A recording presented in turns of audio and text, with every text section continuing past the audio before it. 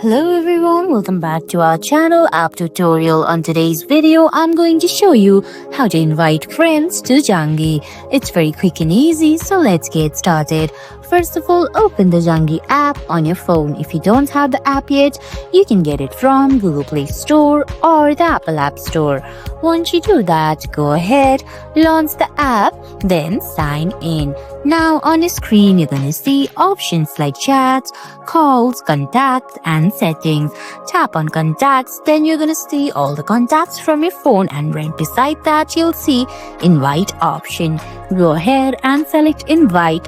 Right beside the contact that you want to invite, then you'll see options like invite by SMS or send invitation via ... option. Select one of those options, then invite your friends to Zangi. And guys, that's it.